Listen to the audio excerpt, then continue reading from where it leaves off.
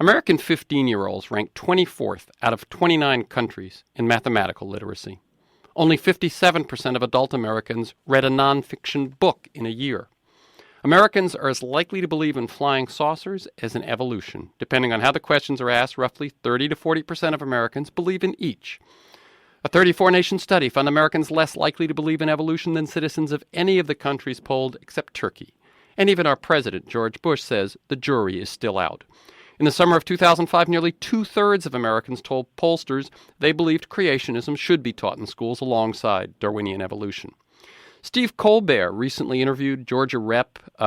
Lynn Westmoreland on the Colbert Report. Westmoreland had co-sponsored a bill that would require the display of the Ten Commandments in both the House of Representatives and the Senate, but when she was asked, couldn't actually list the commandments. Now, this stuff would be funny if it weren't so tragic or dangerous. And where the danger really showed up for me is after the 2004 election. According to the program in International Policy Attitudes, University of Maryland, among Bush supporters in the 2004 election, nearly 70% believed the U.S. had clear evidence that Saddam Hussein was working closely with al-Qaeda. A third believed weapons of mass destruction had been found in Iraq, and more than a third that a substantial majority of world opinion supported the U.S.-led invasion. We can assume that they were similarly uninformed about who benefits from Bush tax cuts, the success or meaning of No Child Left Behind, clear skies, healthy forests, etc., etc., etc. I believe that this isn't accidental. I believe there's been a concerted effort on the part of political and cultural advocates to encourage misinformation and the ignoring of evidence. And in addition, their labeling of intelligent and informed as elite and effete implies that ignorance is somehow both valuable and under attack. I also believe that to ignore evidence, scientific as well as simply factual, is primitive, pathological, suicidal, and an unfit way to run the world. Today's guest, Susan JACOBY, has written a book about this, The Age of American Unreason. A former reporter for the Washington Post and program director of the Center for Inquiry in New York City, Susan JACOBY is the author of 5 books, including Wild Justice, a Pulitzer Prize finalist, and Free Thinkers, A History of American Secularism. Her political blog, The Secularist Corner, is on the website of the Washington Post. And as I say, her new book is The Age of American Unreason, and her website is Susan JACOBY, SUSANJACOBY, SusanJacoby.com. Welcome, Susan JACOBY. Happy to be talking to you from the other side of the continent, the right coast. Exactly. And we met when you were out here at the library, so at least we have that sort of connection. Let me ask, I like people to get a feeling for the people besides the ideas and the work that we talk about. Let me ask you, how were some things different when you were growing up? Well, I have just been told, by the way, in many emails that all of my memories of growing up are wrong. because memory is absolutely inaccurate, and it's only a narrative, and when I say that something happened, I will give you an example of how stupid this country has become. In a recent post in the Washington Post, I'm a panelist for On Faith. Right. I'm one of the village atheists on that panel, sponsored by the Washington Post and Newsweek. I mentioned that I began questioning what I'd been taught about religion when I was 7. I'm old enough so that I grew up when polio was still a real threat to children, before the Salk vaccine. Mm-hmm. And I was taken when I was 7 years old by my mom to visit a friend who had been stricken by polio in an iron lung. And hopefully most of your audience doesn't know what an iron lung is anymore, because polio has basically been eradicated. But this was a childhood friend who had been playing and running only 3 weeks before, and he was an iron lung. And I asked my mom, why would God let something like that happen? And to her credit, my mother said, I don't know, instead of giving me some stupid, moronic answer. I received an email after posting this in a long thing on Faith saying, well, you know, all childhood memories are unreliable. We all construct narratives to justify what we now think. And I had not said in this post that I became an atheist when I saw this. What I said was, is I remembered this childhood experience as making me, begin to question what I had been taught about religion. If I said I became an atheist at the age of 7, of course, it would be stupid. But the whole tone of the email I got is that nobody's memory about anything could possibly be accurate. No fact could possibly be untrue. Now, what's interesting, I must say, Susan, about that is that email stating that sort of relativistic way of looking at things doesn't sound like that's from, the typical person who doesn't believe in evolution and believes in flying saucers. You get what I'm saying? In other words, this seems like an attack on rationality from a rational person. That's right. And one of the points I make in my book, and why it's taken, and I'm proud of this, it's taken so much flack from both the right and the left, is that unreason is something that pervades our culture, and it is not just a matter of right-wing religious fundamentalism. There is all kinds of unreason, suspicion of evidence from both the right and the left. And the idea that there is no way you can think about anything rationally, that it's all a matter of opinion. Right. I was going. One of my questions was going to be exactly that. How do you find that you certainly do find both right and left guilty? And so we've actually uncovered one of those ways from that email. Let me ask you what I said in my intro, Susan, about the revelations post the 2004 election, which sent me into such a downspin. Not the result, but the fact that misinformation, it seemed to me, certainly played a crucial role in a close election. That kind of misinformation is struck me as being almost the deciding factor. And I worry about the not just the absence of information or knowledge or pursuit of knowledge, but an active disparagement of those who would favor that sort of thing. Do you see that at play? Well, yes, and I think that we can see, I hope maybe this will dim down a little bit after the end of the Democratic primary, but contempt for facts is very important. I'll give you a great example of it, and it's already obsolete. In the end of the Democratic primary, both Hillary Clinton and John McCain endorsed a gas tax holiday for Americans this summer. Every economist, both liberal and conservative, which again shows that anti-rationalism is not a right-wing or a left-wing thing, every economist said this would do nothing to help matters. And what did Hillary Clinton say when she was asked a question by the late Tim Russert, a shock that just happened today as we're talking on tape? When Hillary Clinton was asked, can you produce one economist to support the gas tax holiday? She said, that's elite thinking. Now, to say that economists have nothing intelligent to say about whether a gas tax will give people economic relief, it's like saying that you don't ask musicians about music, you don't ask scientists about science. It's not just an attack on a political idea; it's an attack on knowledge itself. And the also the fact that this is from a woman who placed, I believe, in the top 5 at Yale Law School. Of course, she doesn't believe that for a minute.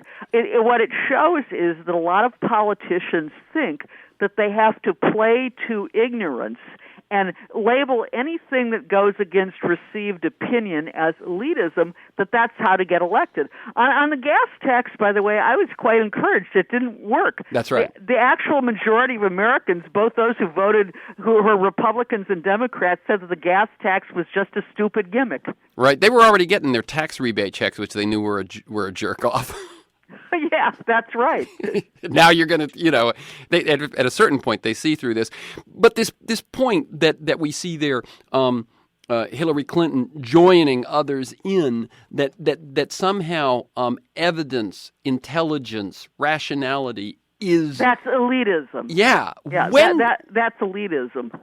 And by the way, all elite means is the best. It doesn't have... the real meaning of elite is not the political meaning that's been ascribed to it. That's right. Now there is a connotation that has more I think, more meaning to most people who hear that word than the definition of the word itself. And that connotation is somehow stuffy, superior, not one of arrogant, us. and most us is. Most important, not one of us. In some ways, I think even un-American. Un-American. But of course, the same people, if they just knew that elite just means the best, I mean, if you're having an operation, you don't want an ordinary surgeon, you want an elite surgeon. Well, not only that, you want the best. The same person who would say that would then say the falsehood that America has the best health care. Right. Right. Which we know isn't true, but of course most people don't know isn't true because it is repeated in any discussion of health care. These things that seem like such dry statistics, for example, you mentioned it in your introduction, that American 15-year-olds are near the bottom in mathematical knowledge compared with people from other countries. Well, to understand, for example, about taxes and what percentage of Americans are getting tax breaks, which is the top 1% of income earners, you have to know what 1% means. And not knowing anything about math means you don't understand percentages and fractions. So these kinds of basic knowledge deficits do really affect our ability to understand larger public issues. Right. Now, let me read just a quick quote from Richard Hofstadter's 1963 book, and I don't have the title right in front of me. Anti-intellectualism in American Life. Yeah, there we go. Anti-intellectualism in American Life. He described anti-intellectualism as older than our national identity and deeply rooted in our history. Yet we have a set of founders who developed a form of government that it would seem would most necessitate an informed citizenry. How do these two things fit together? Well, that's really the American paradox. And at the time that Hofstadter wrote his book, which was in the late 1950s, it was published in 1963, he talked about anti-intellectualism historically and often talked about it sometimes as the flip side of good things. For example, America, there's no country that has had more faith in education as an instrument of social mobility. There is no country in the West that democratized education earlier. But there is also no country that has been more suspicious of too much education. So we've always thought of education as something, it's good if it gets you a better job, but it's bad if it makes you think too much. And so that is an American paradox. But one of the things that's happened that I talk about in my book, which Hofstadter could not have talked about, because he was still writing at the dawn of the video culture, the domination of culture by mass media and video and 24/7 infotainment. That is something that has been added in the last 40 years to the old American mix, which has made everything much worse, because the video culture is the worst possible means for understanding anything that's more complicated than a video soundbite. Mm-hmm. I remember a book came out a few years ago called A Soundbite Society, and it basically said, what you've just said, that the nature of the way that communication is produced and received elevates simplicity to, in some sense, the highest order. And so, in some sense, it just prefers simplistic arguments over complexity, and that very often seems to favor the less nuance, less complexity, and thus simple solutions, simple answers. Well, look, as we are talking, I happen to have my computer on, and there are news stories flashing on the screen and going off. And even if I weren't talking to you, I couldn't see them because they go off so fast. So naturally, when anything is flashing at you and you're not reading it out, if it goes away in 2 seconds, you're going to miss a lot. And that is the problem of the video culture, and the problem of the video culture as translated through computers. Mm-hmm. So in other words, all that information at our fingertips is a plus, but all that information what would be the term you'd say? How do you phrase the negative? Well, what I would say is this. Is the ability to get quick information is great. I love it that I don't have to go through half a dozen books to find out a date that I've forgotten. But if you don't have a framework of knowledge in which to fit that information, it means nothing. I'll give you a great example. I've saved all of my emails about this. One of the things I often say in my talks to people is I mention a statistic, the National Constitution Center, that almost half of Americans can't name even one of the rights guaranteed by the First Amendment. And a student stood up, this was actually a university in California, and said, that doesn't matter because you could just look it up on the Internet. That's true. But if you don't know what the First Amendment is in the first place, you don't know what question to ask the web. Right. And that's the whole point.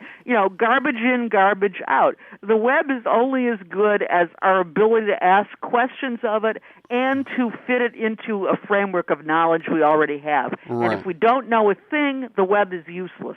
Right. And as you said, to know that there's something there you want to know. Exactly. And to know that there's something there that impacts you, and to know there's something there which has something to say about something else.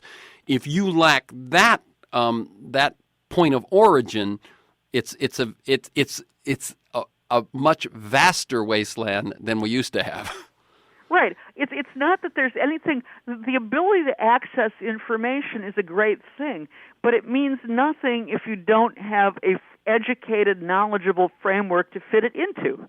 Now, since we're not going to roll back the clock on television, and we're not going to roll back the clock on the Internet. And we shouldn't. I mean, I don't know if I want to get to prescription already, so let me just set that aside. Let me go back. So, why America? In other words, the other countries have television. Other countries have the Internet. That's a great question. And other countries have some of the same traditions. The network of infotainment has no national boundaries. It's all over the world. There are a couple of things that make America particularly susceptible to this. One is that although fundamentalists, religious fundamentalists, do not make up a majority, they make up 1/3 of America. A fundamentalist is someone who believes in a literal interpretation of sacred books. And you're saying 1/3 of Americans, not just a third of religious, a third of a literal interpretation of the Bible. It is entirely possible. This is about 10 times more than in any other developed country in the world. It's entirely possible to be a religious believer and to also accept science. It's not possible to be a literal religious believer, to literally believe that the world was created in 6 days and be open to modern knowledge. So there's that. There's also something else in America, and I think this is true. We have always had more faith in technology than any other country, and one of our problems with computers is that we believe in technological solutions to what are essentially non-technological problems. In other words, this email I was telling you about is a perfect example of it. I don't need to know what rights are guaranteed by the First Amendment because I can look it up on the web. But if I don't know what the First Amendment is, what do I know what to look for? In other words, not knowing that is a non-technological problem. The idea that the web is an answer to knowing nothing is wrong, but it's something that Americans with our history of believing in technology as a solution to everything are particularly susceptible to. Okay, well, I was beginning to feel like the child who wants to say, but why, because it seems to me underneath you say that Americans have a much larger percentage who believe in the literal words of holy books. Right, why? And that's one element. But why? Why? Do we know what? I mean, in your investigations, have you come up with some sense of why that is? That's my previous book, Free Thinkers. There's one reason for this, which, oddly enough, is our absolute separation of church and state. In secular Europe, as it's often called sneeringly by people like Justice Antonin Scalia, religious belief and belief in political systems were united. In other words, there was unity of church and state. So if you opposed the government, you also had to oppose religion. That was not true in America because we had separation of church and state. So that many forms of religious belief survived in America because you could believe anything you want and still not be opposed to your government. But in secular Europe, if you were opposed to your government also meant necessarily being opposed to religion. It's kind of the law of unintended consequences. So, in other words, because religion wasn't tied to government, we had more freedom. We have more religion. And so that's right. So people just end up, there's not an axe to grind about it, so people can go do it. So, in other words, when you really drill down on it, that's why we have more fundamentalists, just because that seems so, what is it in our culture? It's not the only reason, but it's an important reason. Is our isolation part of it? That we are over. You anticipated what I was going to say. There's also the idea of American exceptionalism, that America is different from every other country. God blessed. Our system sanctioned by God to be different from the old world. And I am sure, by the way, that in fact I've had again many emails. I've had thousands of emails since my book was published. And one of them and one of the things I say in my book is Americans are unwilling to look at how really bad our educational system is because we've all been propagandized with the idea that we're number one, which in fact was true after World War II. But the truth is that we are not number one educationally in the world anymore. But the idea that we're number one and special and better than everybody else, it's a very powerful factor in American life, and it prevents us from examining certain respects in which we're not number one. Right. I referred to healthcare before. You refer to education now, and there are many of these things which people, politicians in particular, sort of preface any comment by saying, well, of course we have the best education system, we have the best healthcare, we have the best this and that, and but we don't. People accept it even though it is no longer true, and we have clear evidence that it is no longer true. You use that word evidence again. I know. But evidence involving infant mortality, life expectancy. The fact is that whatever opinions people have about our health care system, by all of the normal indices of health, we are worse than Europe and Canada. It is very true that the very rich in this country get the best health care in the world. And that our universities, and particularly our graduate schools, are perhaps still the envy of the world. But it's when you get to what is available to everyone, exactly, that it no longer is so, and yet it is still believed rather than being based on evidence. Right. And by the way, to call arguments like mine elitist are wrong, because I am not really concerned that much with what graduates of Yale and Harvard Law School know. I think that the basis of a society is what people who have normal levels of education understand. And what that means here is we need to be concerned about elementary school education, secondary school education, and community colleges, not what people at Harvard and Yale are learning. Right. So let's now, we've got about 2.5 minutes. What are the possible solutions? Oh, I hate it that you asked that question. My publisher asked that question too.